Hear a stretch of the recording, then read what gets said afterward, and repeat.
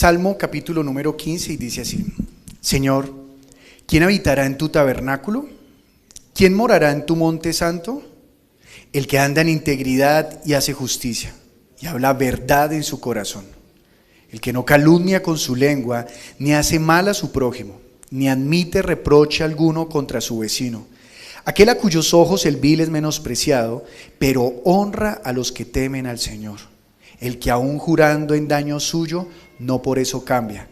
Quien su dinero no dio a usura, ni contra el inocente admitió cohecho.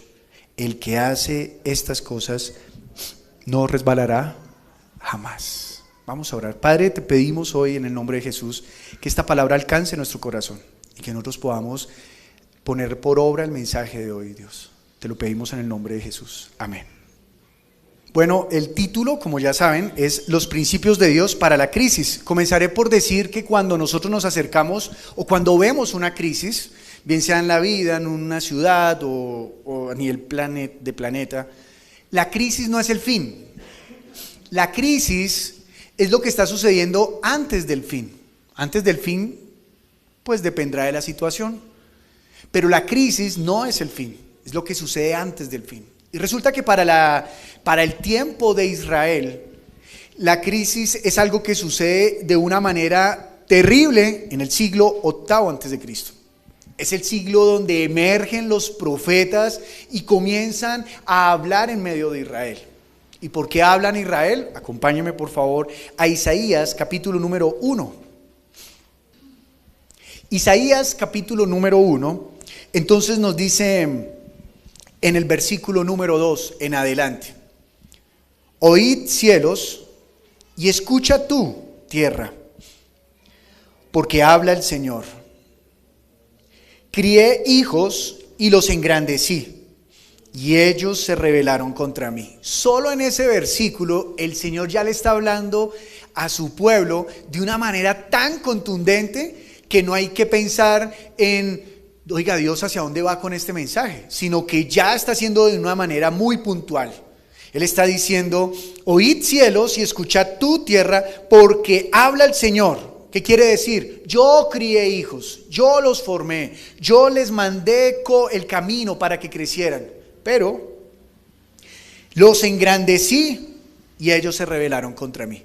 Si bien es cierto, cuando uno lee la Escritura se da cuenta que Israel comenzó desde el corazón de Dios, plasmado y comentado este sueño a Abraham. Y le dice a Abraham: Abraham, yo de ti sacaré una nación grande, una nación fuerte, una nación que me sirva, que me adore. Pero esa nación será para que todas las demás naciones me conozcan a mí. Pero cuando llegamos a este momento, entonces encontramos a un pueblo que, aunque fue criado por Dios, aunque fue formado por Dios, ahora dice aquí el Señor, se rebelaron contra mí. Dice ahora el versículo número 3: el buey conoce a su dueño, y el asno el pesebre de su señor. Israel no entiende, mi pueblo no tiene conocimiento. O sea, le está diciendo a Israel: ustedes son peor que un animal. Me están rechazando. Se olvidaron de quién es su Señor. Se olvidaron de quién es su rey. Versículo 4: oh gente pecadora, pueblo cargado de maldad, generación de malignos, hijos depravados, dejaron al Señor, convocaron a ira al Santo de Israel, se volvieron atrás. Fijémonos que Dios está denunciándoles a través del profeta Isaías que ¿qué está ocurriendo en el pueblo? Una crisis, la cosa terrible. Ahora, la pregunta es, ¿ellos se están fijando de esa crisis? Dice el versículo 5, ¿por qué querréis ser castigados aún? O sea, Dios les está diciendo, ustedes están perseverando, están siendo constantes en esa conducta, de manera que ustedes, ¿por qué quieren ser castigados? No es el deseo de Dios, pero les pregunta, ¿por qué perseveran en ello? ¿Quieren ser castigados? ¿Todavía os rebelaréis? Toda cabeza está enferma y todo corazón doliente. El Señor está diciendo que dentro de ese pueblo todas las cabezas están enfermas. Es decir, sus pensamientos están dañados y sus corazones, es decir, su manera de reflexionar, de sentir, están dolidos. Versículo 6, Desde la planta del pie hasta la cabeza no hay en él cosa sana, sino herida, hinchazón y podrida llaga. No están curadas, ni vendadas, ni suavizadas con aceite. Vuestra tierra, escuche cómo va a describir a Israel, vuestra tierra está destruida, vuestras ciudades puestas a fuego, vuestra tierra delante de vosotros comida por extranjeros y asolada como asolamiento de extraños. ¿Le suena familiar? Se parece un poco al panorama de Colombia en algunas ciudades y al panorama de varios países en el mundo en este momento. Pareciera que Isaías como profeta está no solamente hablando a Israel y a Judá, sino que está hablando también a Colombia hoy. Y dice el versículo 8, y queda la hija de Sidón como enramada en viña y como cabaña en melodar, como ciudad asolada. Si el Señor de los ejércitos no nos hubiese dejado un resto pequeño, como Sodoma fuéramos y semejantes a Gomorra. Es decir, que aquí el Señor está diciendo que a pesar de esa crisis tan grande que hay, Dios se ha reservado ¿qué? Un resto, un poquito de gente que lo sigue a Él.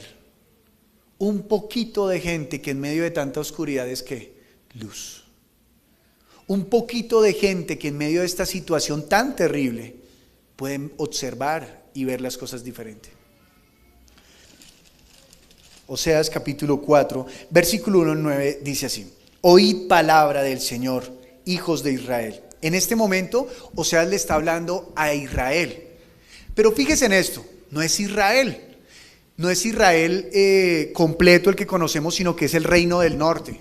Estamos más o menos ubicados cercanos al año 750 más o menos, y Oseas les va a predicar, a anunciar algo que va a suceder después en el 722, donde todo Israel será arrasado.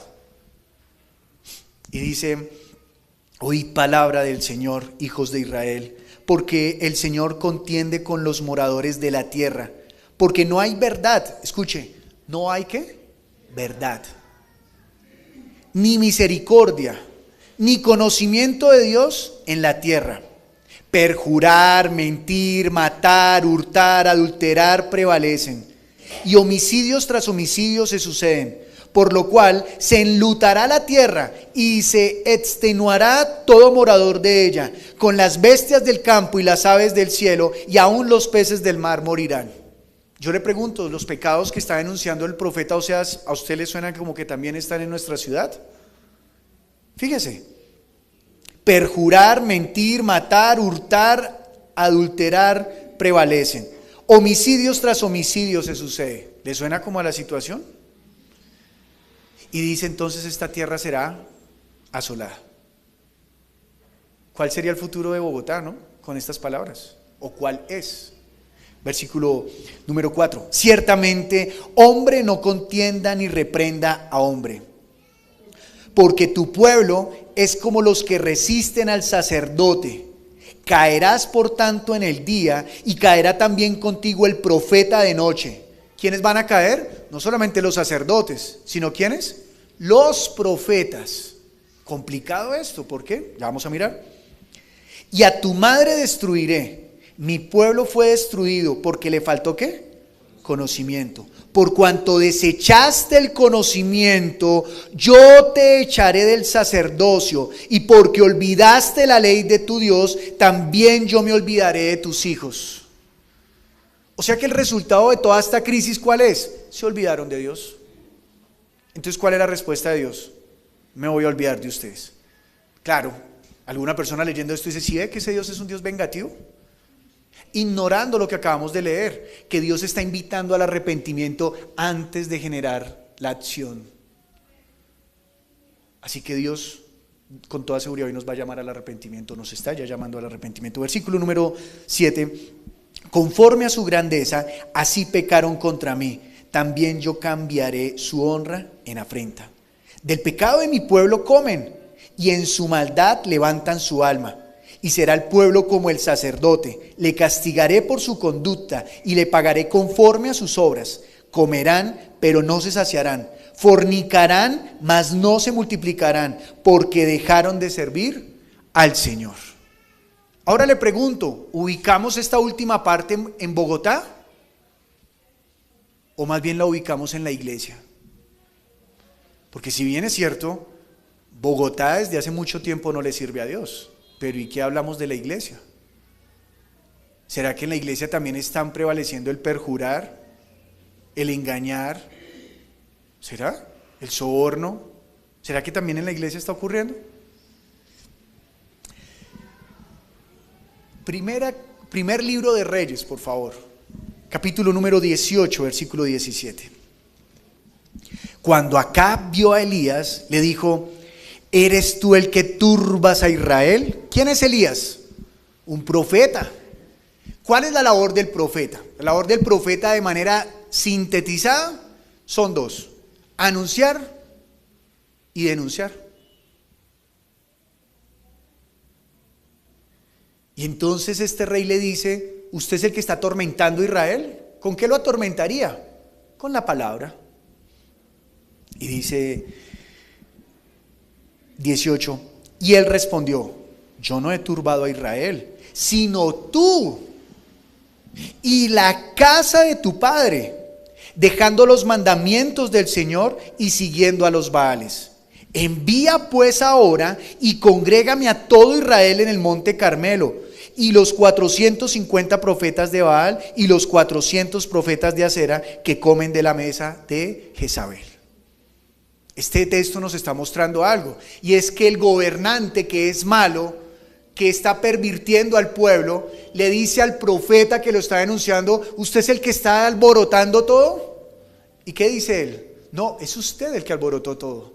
Usted fue el que dañó el orden. Usted fue el que alborotó todo el orden que Dios había puesto. Usted es el alborotador. Traiga a sus profetas y aquí estaré yo. Usted, para este punto de este mensaje, se estará preguntando: bueno, ¿y esta crisis qué tiene que ver conmigo? Voy a entrar en crisis con esa prédica, ¿verdad? Bueno, sería bueno que usted experimentara, porque no hay mejor testigo que el que ha vivido lo que está hablando, ¿no? Pero mi intención no es que usted entre en crisis, sino poderlo ir llevar poco a poco. Bueno, no tan poco a poco, muy rápido, hasta llegar al final. Ahora vamos al Salmo. Habiendo visto el por qué se levantan los profetas y todo esto, les tengo una mala noticia. En el 722, el pueblo de Israel, es decir, el reino del norte, fue asolado, fue destruido. Pero en el año 586, también Judá. Y todo el templo de Jerusalén fue derribado. Se acabó la monarquía. Ya no hay reyes. Se acabó el pueblo. La mayoría del pueblo, los más ricos, ¿dónde están? Exiliados. Se los llevaron como esclavos. Quiere decir que la palabra del Señor se cumplió. Y que los profetas que denunciaron que el pueblo estaba en crisis y no reaccionaron, pues les llegó ahora sí que el final. De tal forma que encontramos que el profeta aparece en el momento de la crisis. Y que el profeta es el que se encarga de levantar la mano en ese momento. Y allí es donde nosotros vamos a encontrar los principios de Dios dentro de la crisis. Y uno de los primeros principios es identificar lo que causó la crisis. Claro, tal vez, y espero no se desilusione con esto que le voy a decir, de pronto usted estaba pensando en la crisis personal, ¿no? Una crisis emocional, una crisis económica, y aquí nos van a dar los principios de Dios para la crisis. Y sí vamos a hablar de eso. Pero no vamos a hablar hoy de fórmulas económicas ni de fórmulas emocionales, sino de lo que Dios está mostrando a través de la palabra en la crisis.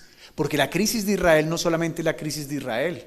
La crisis de Israel es la crisis de todo el planeta y es la crisis de toda la humanidad. Entonces, se presenta el Salmo. Cuando uno se enfrenta a un Salmo, se presenta con un problema.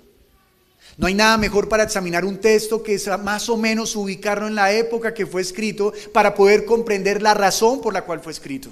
Pero cuando uno se encuentra con un Salmo, uno queda perdido.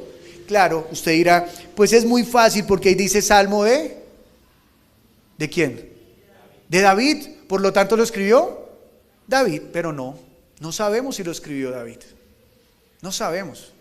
No sabemos si David lo recitó. Lo que sí podemos decir es que fue después de David. Ahora bien, este salmo nos presenta algo también. Dice, habla de la carpa, de un tabernáculo, y habla de un monte santo. Quiere decir que también fue comenzado a hablar de esta forma este salmo cuando ya existía Jerusalén.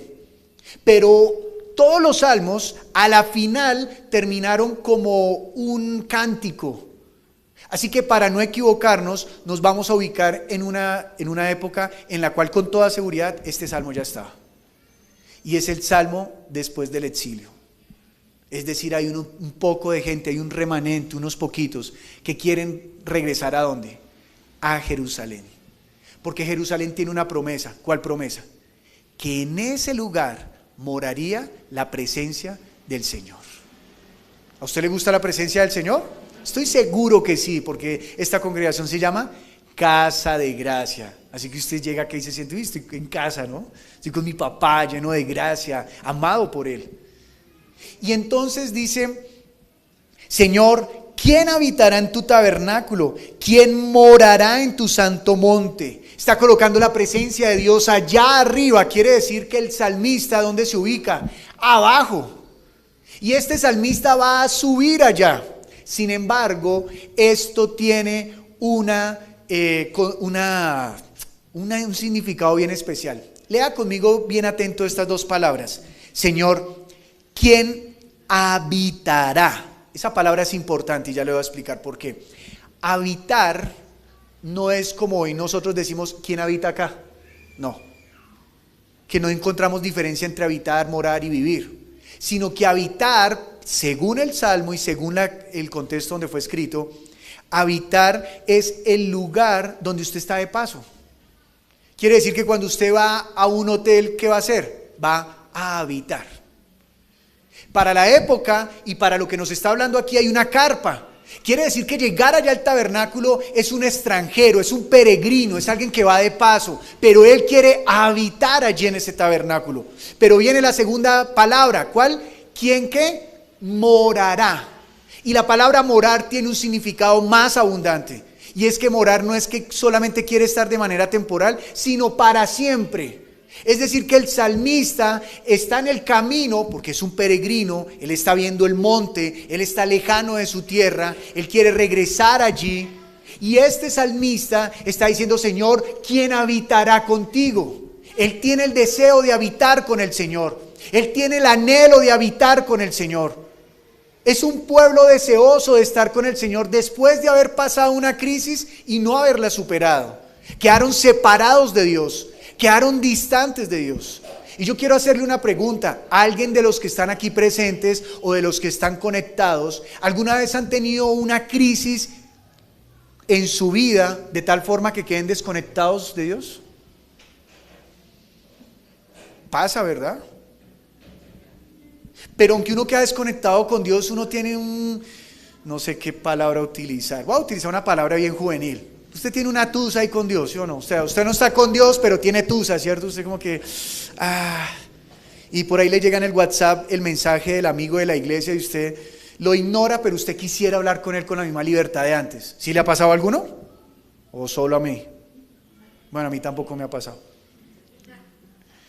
Y entonces uno tiene como la tusa, ¿no? Y uno, Y entonces uno escucha que la gente de la iglesia dice, no, tan rico que la pasamos allá en la velada, no, qué nota como la pasamos en el culto. Y como uno está como en discusión con Dios, sin tener motivos, uno como que dice, ay no, pues qué envidia.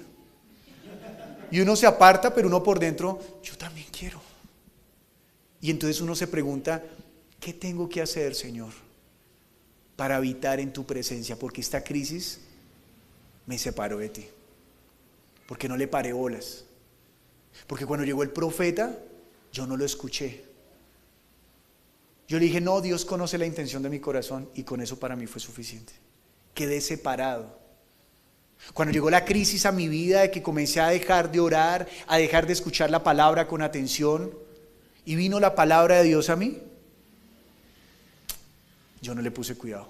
Y ahora estoy separado y tengo hambre y sed de Él, pero me siento distante de Dios. Y quiero volver a Él. Como el hijo pródigo cuando se vio con los cerdos y decía: en la casa de mi padre hay comida, yo quiero volver. Pero ¿por qué está ahí? Porque hubo una crisis, escuchó la voz del profeta y no le puso cuidado. Dice entonces el versículo 1: ¿quién morará en tu monte santo? Hay algo en la costumbre judía y es lo siguiente: cuando un judío recibe a alguien en su casa, él está comprometido a defender su vida hasta la muerte. Ahora, nos podríamos preguntar si este peregrino va camino al tabernáculo, a la tienda, esa es la mejor traducción, a la tienda, quiere decir que tenga o no tenga el don de dormir, él está entendiendo que la habitación del Señor es mejor que la suya. Y que si el Señor, que es el anfitrión, lo acepta como huésped, quiere decir que va a estar guardado por siempre. Porque ¿quién mejor anfitrión que el Señor, no? ¿Él estará dispuesto a dar la vida por usted? Ya la dio. Así que usted podría decirle: Señor, yo quiero habitar en tu casa. No en vano dice la palabra en Isaías, cuando habla acerca del ayuno: ¿acaso no es mi voluntad que le des de comer al hambriento, que alojes al extranjero, que vistas al desnudo? Si esa es la voluntad de Dios en nosotros, para con los otros, para con el otro, para con el prójimo, ¿cómo será la voluntad de Dios para con usted?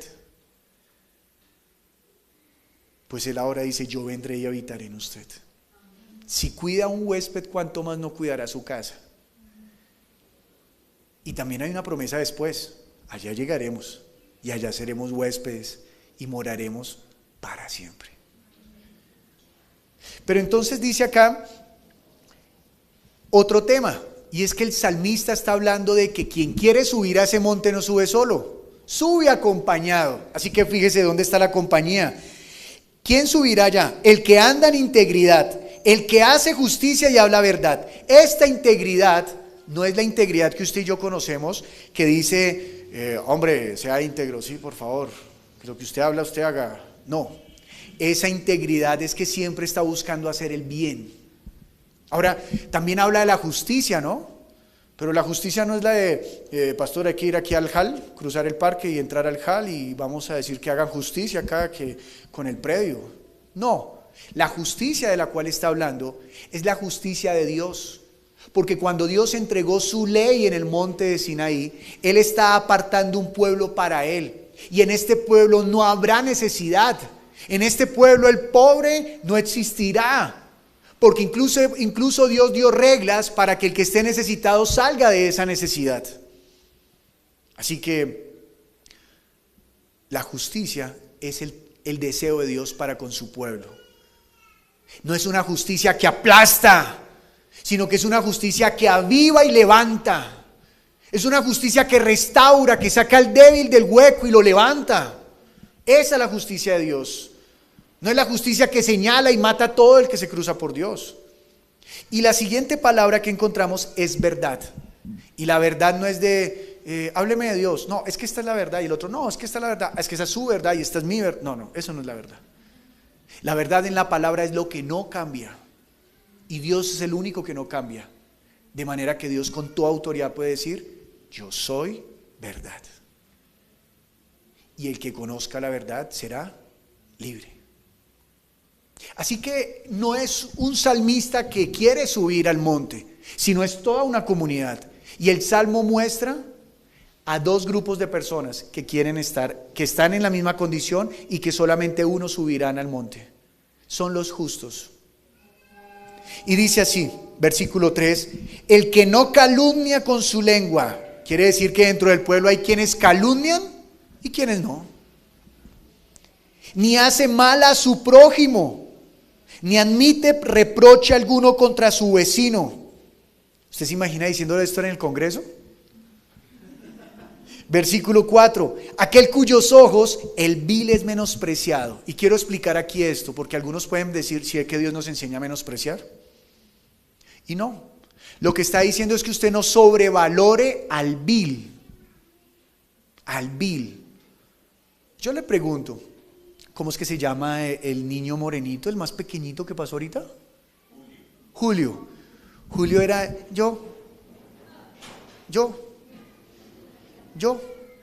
Sí, como es el más bajito, pues poquito se ve, ¿no? Yo. Y cuando le tocó, él sacó la garra del gato. Él dijo, no, ustedes no van a adivinar, yo le digo qué es y ustedes son los que tienen que hacer. Por eso es que él se la pasó diciendo ¿qué? Gato. Ustedes son los que tienen que hacer, no yo. Ay, ¿qué dijeron? ¿Que yo me voy a poner a hacer miau? No, a ustedes les toca hacer miau. El más pequeñito. Pero nosotros solemos ponerle atención ¿es a quién? Al más grande, aunque sea el vil. Y aquí está diciendo no. ¿Quién subirá a mi monte? El que menosprecia el vil. ¿Y qué significa menospreciar? Pues por ejemplo usted póngale un precio a este celular. Yo le voy a poner precio ya que es mío. Entonces pues puedo poner el precio que quiera, ¿cierto? Este celular valdrá 100,000 pesos. O sea, si un ladrón me lo quita y se vuelve y dice no, tome man, me vuelve a meter ahí. 100,000 pesos. Pero si Dios me dice menosprecia ese celular, entonces digo ok, vale 80. ¿Qué dice? Lo menosprecié. De tal forma que lo que está diciendo acá el salmista no es que nosotros despreciemos, sino que menospreciemos al vil. Es decir, que no lo exaltemos. ¿Usted se imagina decirle eso allá a los congresistas acá en Colombia? Ay, no, qué pena, pero cuando yo veo que ustedes son viles, pues la palabra del Señor me está diciendo que los menosprecie, es decir, que no los crea tanto. Son mejores que ustedes, el pobre que está afuera, el desvalido. Eso es lo que está diciendo la palabra acá. Y dice ahora, pero honra a los que temen al Señor. No, yo soy un congresista, yo soy, bueno, lo que sea, o yo soy un pastor. Sí, pero usted es vil, mi querido. Y yo más bien honraré al que honra a Dios. ¿Recuerda por allá un versículo que dice, donde en boca del Señor se dice, yo honro al que me honra? Bueno, pues merece la honra el que honra a Dios. Ese sí merece la honra. Así que por eso Jesús fue exaltado hasta lo sumo, porque Él honró al Padre hasta la muerte y muerte de cruz. De la misma manera nosotros deberíamos honrarnos entre nosotros cuando nos damos cuenta que nosotros somos hombres fieles, leales, que seguimos al Señor. Pero cuando nos equivoquemos deberíamos tener el valor para señalar e indicar lo que está mal, para aplicar la justicia. Pero recuerden, no la justicia que aplasta, sino la justicia que levanta y que aviva. Así que hablando de principios dentro de la crisis, es que el pueblo de Dios debe estar dispuesto a denunciar lo que se está haciendo mal. Ese es un principio dentro de la crisis. Un segundo principio es aplicar la justicia de Dios, no para destruir, sino para levantar, para restituir, para dar la oportunidad al que se equivocó y se reconcilie con Dios y con el pueblo. Porque este asunto no es un asunto de unidad, de individuo, es un asunto de comunidad. Yo le pregunto, si alguien acá en la comunidad se vuelve un vil, ¿qué debería usted hacer con él? ¿Lo menosprecia? ¿Abre el cuarto de atrás, saca a los niños y mete a ese solo? ¿Qué debería hacer? ¿No debería restituirlo, levantarlo? Porque está en crisis. Y si un miembro está en crisis, pronto está todo el cuerpo a entrar en crisis. Si uno no atiende un cáncer, puede hacer, ¿cómo se dice? Metástasis. Pero hay que atenderlo. Y termina diciendo, el que aún jurando en daño suyo, no por eso cambia. Y esta parte es la que más me parece importante delante de Dios, porque está hablando de que ese pueblo justo se sostiene en la verdad. Recuerde que verdad es no cambiar, ¿no? Entonces el pueblo justo es el que está en la verdad y no cambia, aunque le toque entregar, ¿qué a cambio? Su vida. Jesús, hermano, pero usted no se da cuenta que yo lo tengo acá y tengo el poder de matarlo. Él se voltea y dice, usted no tiene más poder que el que le dio el cielo. No, pero haga algo, no va a decir nada. No, para esto fui llamado, para morir. Para esto nací, para morir. Porque es necesario que muera uno para que todos sean salvos. ¿Qué debemos estar dispuestos la iglesia en medio de la crisis? Si hemos denunciado, si vamos a aplicar la justicia para restituir, debe ser una iglesia capaz de pararse en la verdad. Y al igual que la verdad que no cambia, ser una iglesia que no se deja doblar por el soborno. Por eso el versículo 5 que dice, ¿Quién su dinero no dio a usura? ¿Alguien aquí ha sido usurero? Usurero es pedir intereses. No, usurero es, aquí el querido pastor es economista, usurero es que pide más arriba de la tasa. No, esa es la tasa de usura. Y si se pasa, entonces ahí le dicen ya de manera peyorativa, usted sí es muy usurero. No, usurero es pedir intereses, punto. Porque la palabra del Señor dice que preste sin pedir intereses. Pero también tiene el otro mandamiento. ¿Cuál es? Que no pida prestado. Pero como ese no es el tema hoy, pues no vamos a hablar de tips para la economía, no. Así que es ser una iglesia capaz de no dejarse tronchar, ¿no? Viene el hermano y, hermanito, es que estoy en la mala. Y es algo que yo me estoy luchando con eso porque siendo consciente de eso no me cabe todavía en la cabeza. No me cabe que el hermano tenga un salario de 15 millones de pesos y al lado está uno que no gana ni el mínimo. Y el que gana 15 millones de pesos lo único que le dice, uy hermano, estoy orando por usted para ver si sale de esa situación. Eso no me cabe en la cabeza. No sé cómo nos podemos llamar iglesia con esa actitud. No sé. Y lo más miserable, le da 100,000 pesos y se cree Dios. Si 100,000 pesos para 15 millones no es nada. Eso es un goodies en la lonchera de un niño. Pero se siente Dios, yo sí le ayudé, a ver quién le ayudó, hermano, pero usted le ayudó lo que le sobra, a usted no le dolió eso. Y es algo que estoy trabajando en mi cabeza porque cuando fui consciente yo dije, tengo dañada la cabeza, ¿cómo permití eso tanto tiempo? Que se sienten al lado el rico y el pobre y el rico siga como si nada. Es una lesión dentro de la iglesia. Estamos siendo como los reyes, como ese rey Acab que veía como el rico explotaba al pobre y él callado. Y cuando llegó el profeta a denunciar él, ¿usted es el que está alborotando el chispero? Sí, pero usted fue el que dañó el orden. Así que la iglesia es la que debe resistir, pero también dice que es la iglesia que no admitió cohecho contra el inocente. ¿Usted alguna vez ha torcido su opinión por darle la razón al poderoso o al famoso o al popular? Yo lo hice alguna vez.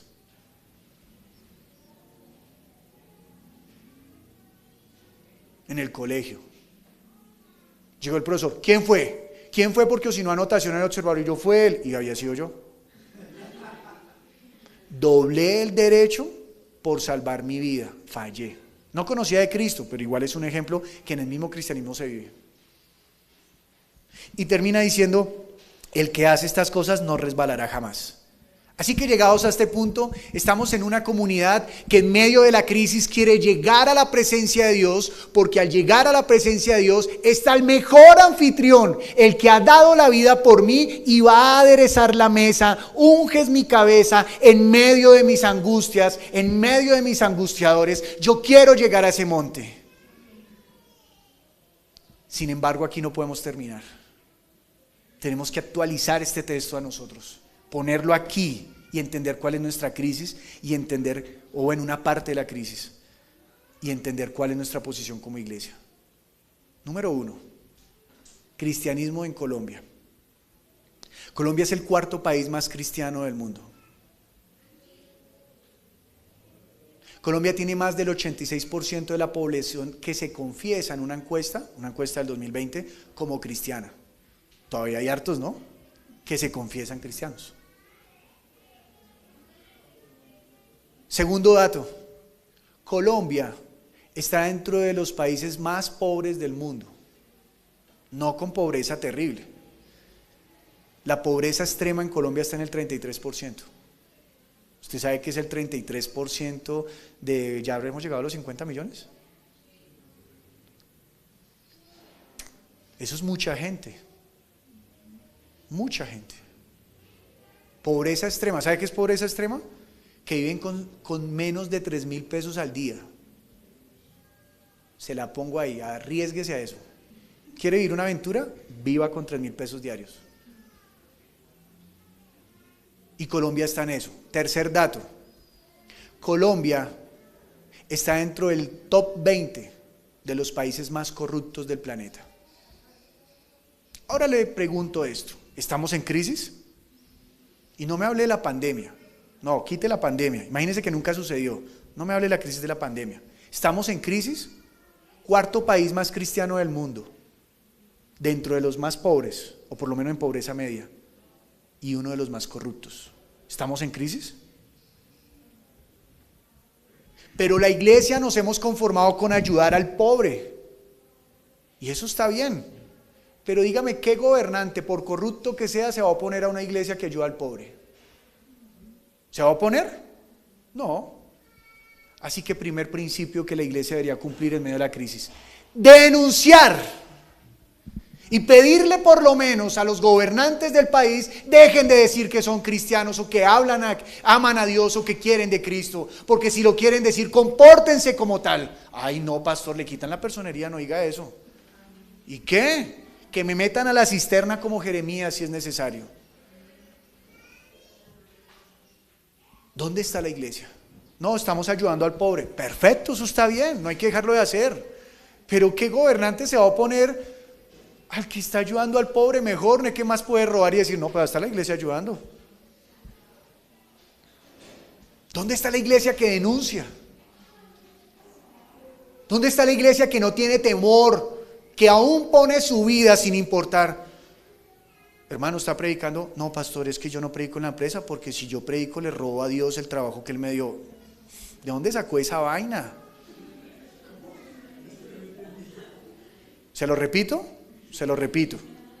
¿Usted está predicando en la empresa? No, pastor. Si a mí me contrataron para trabajar, es para trabajar, no para estar predicando. No es que si trabajo le robo tiempo a la empresa y entonces me vuelvo ladrón, y Dios dice, no robarás. ¿De dónde sacó esa vaina, hermano? ¿De dónde usted? Entonces estamos como los fariseos, utilizando la ley para sublevarnos contra Dios. ¿Usted está honrando a papá y mamá? No, esto es corbán, esto está dedicado a Dios, así que no le puedo ayudar económicamente. Baboso. ¿Dónde está la iglesia que en medio del trabajo predica? ¿No ha leído a Pablo cómo predicaba? Le escribe a los Gálatas: mientras yo construía las tiendas, a muchos de ustedes les predicaba. O sea que mientras trabajaba, porque no dejó de trabajar, no es que ahora por el evangelio me vuelva vago, sino que en medio del trabajo que hacía, predicaba, ganaba personas. ¿Dónde está la iglesia que denuncia? ¿Dónde está la iglesia que no le tiene miedo al supervisor que es tirano? No, hermano, y no nos vamos a quedar hasta tarde, sea justo. ¿Y usted quién es para levantarse contra mí? Yo soy un hijo de Dios. Y yo denuncio lo que está mal. Porque si estamos en crisis, por lo menos en Bogotá, estoy reduciéndolo todo, es porque la iglesia también ha sido participante de esa crisis al estar en silencio. ¿Dónde está la iglesia que quiere subir al templo del Señor? Y ese templo lo estoy hablando de manera espiritual. No es subir aquí al segundo piso a Casa de Gracia, no. A estar en la presencia de Dios, a que Él sea el que me albergue, porque Él no va a albergar al injusto. Si yo soy participante al no denunciar, usted también es injusto. No, pero yo no le hago mal a nadie. Jesús dijo, el que conmigo no recoge, desparrama. Yo no necesito gente que esté callada, bonita, gordita y saludando. No. Es una iglesia que se levanta y denuncia. Es una iglesia que dice, hermano, está en pecado. Ay, no, pues tan santo. No, yo soy igual a usted, pero vamos a ser justos. Enfrentémonos a la justicia de Dios y saldremos más que vencedores. Así que el segundo de la crisis, aplicar la justicia a Dios, levantar un pueblo santo. Pero aquí me quiero meter al rancho de nosotros. ¿Cuántas veces nosotros ese Julio me cayó bien. ¿Cuántos de nosotros hemos permitido dentro de la iglesia que en la misma iglesia haya esa injusticia? En la misma iglesia haya esa injusticia. Que permitimos que se peque dentro de la misma iglesia. Que se volvió panorama pecar en la iglesia. Se volvió panorama mentir. Oiga, hermano, no mienta. Ay, San John ahora no miente. Usted nunca ha mentido. Pues no significa que entonces como somos dados al pecado por la naturaleza que tenemos, entonces ahora pequemos todos deliberadamente. No. Pero recuerde, hay que aplicar una justicia que, no la que aplasta, sino la que ¿qué? Que levanta. Y con esto acompáñeme a Jeremías. No se preocupe que ya estoy terminando. Jeremías capítulo 1, versículo 10. De tal forma que uno de los principios de Dios para la crisis es hombres que levanten la voz con su palabra, Hombres que quieran aplicar su palabra. Cuando se aplica la palabra de Dios, el resultado es justicia. Y hombres que permanezcan fieles sobre la verdad. La palabra en hebreo es emet, y algunos lo traducen como verdad y otros como fidelidad, porque vienen con el mismo sentido, permanecer y no cambiar. Ese es el hombre fiel. Así que el Señor se pregunta mirando no solamente a Casa de Gracia, sino a todo su pueblo cristiano: ¿dónde está la mujer idónea? Bienaventurado el varón que la halle. ¿Usted y yo somos esa iglesia idónea? Esa iglesia que mientras su marido está afuera, golpea las puertas para hacer conocer a su marido en cada puerta. ¿Somos esa iglesia idónea? ¿Somos esa iglesia virtuosa que trabaja duro para traer la comida a su casa, para que sus hijos coman y no les falte nada, y les da abrigo en medio del invierno, porque sabemos que en la denuncia contra nuestros angustiadores vendrá invierno contra nosotros? ¿Somos la iglesia que en medio de la crisis se para firme, o somos la iglesia que está buscando conmiseración? Pobrecito de mí, pobrecito de mí. No, ¿usted es cristiano? Sí, yo soy cristiano, pero tengo un Dios poderoso. Yo tengo uno más poderoso, y nos sacan un billete de 100,000 y ya, ellos están felices con eso. Nosotros tenemos aquí las riquezas espirituales preparadas desde antes de la fundación del mundo, y yo soy cristiano. ¿Cuánto vale esa salvación? Y yo le lleno un plato, ya no con lentejas o garbanzos, el fruto que usted quiera seco, ponerle ahí, yo se lo guiso y se lo entrego, pero con billetes de 100,000, si eso es lo que quiere. Y yo sí quiero esa herencia, entrar a la presencia del Señor. Yo quiero eso. Porque si la iglesia se hace injusta, entonces la pregunta es: ¿vamos a habitar en medio de Dios? Creo que no. ¿Para qué necesitamos una iglesia que denuncie? Fíjese lo que dice Jeremías capítulo 1 versículo 10. Mira que te he puesto en este día ¿sobre qué? Sobre naciones y sobre reinos. Mire que aquí está hablando también de la labor pastoral. El pastor también en algunas partes de la Biblia se dice episcopo. Y episcopo significa el que mira por encima, pero no por encima para sentirse más, sino para cuidar, como el pastor cuida el rebaño, para que cuando venga el devorador, quieto. Yo te he puesto, o sea que también es labor del pastor, yo te he puesto sobre naciones. ¿Y sobre qué? Y sobre reinos, para arrancar y para destruir. ¿Para qué está la iglesia? No lo dude. Para arrancar y destruir. Uy, la iglesia, no, la iglesia es la que se edifica. No, aquí está diciendo, está para arrancar y destruir. Así que otro principio dentro de la crisis, ¿cuál es? Arrancar y destruir. ¿Qué vamos a arrancar y a destruir? Lo malo, la maldad. ¿Y cómo se quita eso? Profiriendo la palabra del Señor. Llegó una mujer adúltera delante del Señor, se la tiraron ahí enfrente. ¿Y el Señor qué hizo? Arrancó y destruyó lo malo. ¿Qué le terminó diciendo? Levántate, yo tampoco te condeno. ¿Y cómo se fue la mujer? Libre. Llegó el hombre que nadie quería ver, el endemoniado gadareno, o los endemoniados, según el evangelio que usted lea, llegaron allí. ¿Qué hizo Jesús? Arrancó y destruyó lo malo. ¿Y cómo se fue este hombre? Libre. Dios quiere esa iglesia que arranca y destruye, pero no quedarnos allí. Mire lo que termina diciendo: para arruinar y para derribar. Y perdón, este ejemplo que va a poner, lo digo con todo respeto y perdón si alguno está conectado y lo ha hecho. Arruinar, ¿qué dice? Arruinar y para derribar, no es que si al lado hay un bar usted se ponga a orar: Señor, que quiebre ese bar, que se hunda profundamente, además es un local mejor que el de la iglesia, que se destruya para que nosotros estemos allá. ¿De verdad esa es la actitud del cristiano? Recuerdo que en uno de los tantos lugares que hemos estado como iglesia, estábamos como Jesús en medio de los ladrones. Estaba aquí la iglesia en el tercer piso y al lado un bar y al otro lado otro bar. Tal cual. Todos los domingos comenzamos a llegar a saludarlos. ¿Qué más? ¿Bien o no? Pa, pa, una comunidad de negritos. Y tiene música chévere, buena. Y entonces, ¿qué hubo? ¿Qué más? Ta, ta. Y ese barrio a morir de basura todos los domingos, una porquería. Nosotros simplemente comenzamos a llegar, que más bien, las prédicas se las tenían que comer porque desde el tercer piso todo el barrio escuchaba la prédica. A la alabanza también. Llegábamos a barrer. Al cabo de un mes, ellos mismos ya estaban saliendo a barrer también con nosotros. Al cabo de 2 meses, ellos eran los que nos cuidaban a nosotros. Se acercaba uno de los líderes de allá que se hace llamar el tío, decía, tío, pilas que hay, por ahí hay unas londritas. Yo no ofrezco, gracias. Y al cabo de 5 meses tuvimos un encuentro con los niños y ellos voluntariamente dijeron, ¿podemos subir a los niños? Destruyelos. Claro, se acaba el bar y ¿qué hacen? Se van. ¿Y cómo los influenciamos? ¿Usted se va a ir a meter a la casa de ellos? No, ahí los tenemos. Sea luz. Señor, no te pido que los quites de este mundo, ni que quites al mundo. Te pido que los guardes del mundo, porque ellos han creído que yo vine de ti y ahora ellos van en tu nombre. Cuarto punto o principio para la crisis: no ser la iglesia que se esconde, ser la iglesia que permanece, que brilla. Pero ojo, no solamente nos quedemos en destruir, desarraigar y todo eso, sino que culmina diciendo, para edificar, ¿y para qué?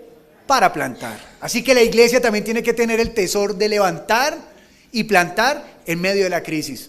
No es que no podemos, estamos en crisis. Ay, usted, hágale que usted es el brazo que se extiende de Dios. Somos su iglesia, somos su amada. Y en medio de la crisis, escuche bien, en medio de la crisis hemos de ser la casa que muestra la gracia del Señor. Eso es lo que hemos de ser. Dios y Padre, yo te doy muchas gracias, porque tú no te has quedado callado, porque tú has hablado en medio de la oscuridad, en medio de la crisis. Y hoy, Señor, nos presentamos delante tuyo para reconocer que a veces en la crisis nos hemos dejado menguar, Señor. Y la crisis también está presente porque nosotros hemos silenciado nuestros labios, porque hemos acallado tu palabra. Hemos cerrado la Biblia, Señor, para denunciar el pecado. Hemos decidido golpearnos entre nosotros como hermanos antes de ser luz para los que se están perdiendo, Padre mío. Ayúdanos, Señor, por favor, a permanecer en ese camino que va hacia tu presencia. Te añoramos, Señor. Te necesitamos, Padre. Padre, si alguno de mis hermanos que están aquí tienen esa relación rota para contigo, yo te pido, Señor, que tú los ayudes, que tú sacies la sed y el hambre que tengan en su alma, en su espíritu, que tu palabra los alcance y que se arrepientan por no haber escuchado la voz del profeta.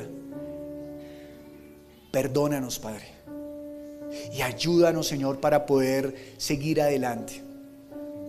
Padre, también te pedimos perdón porque hemos sido una iglesia solapada, Padre, que en medio de la crisis nos quedamos en silencio, que en medio de la crisis vemos al malo golpear al pequeño y nos quedamos en silencio. Tenemos temor del hombre. Y Pablo, Pedro, Juan escribieron en sus cartas: fuimos llamados apóstoles no por hombres ni por el hombre, sino por Dios. Así que nosotros no buscamos agradar a los hombres, sino agradarte a ti, Padre bueno. Perdónanos porque hemos sido cobardes, porque por cuidar nuestra vida a veces hemos torcido el juicio y hemos dado la ventaja al grande, al injusto, al vil. Perdónanos, Señor.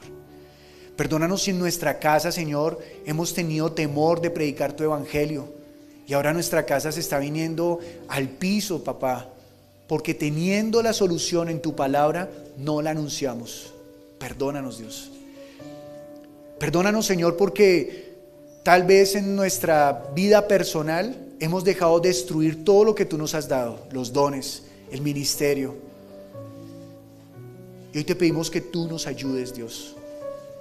Que nosotros seamos la iglesia que añoramos subir hasta ese tabernáculo, hasta ese lugar para estar contigo, para vivir contigo, para caminar contigo, Señor.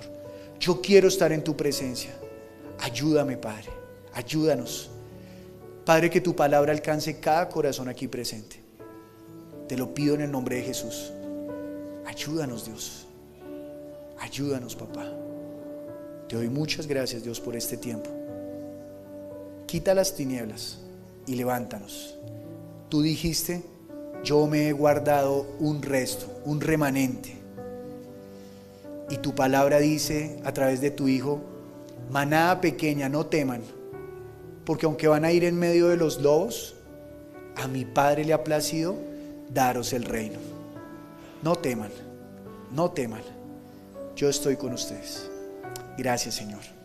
En el nombre de Jesús hemos hablado y nos hemos congregado y hemos orado. Amén. Te invitamos a que te suscribas al canal de Nuestra Iglesia Viva y actives la campanita de notificaciones.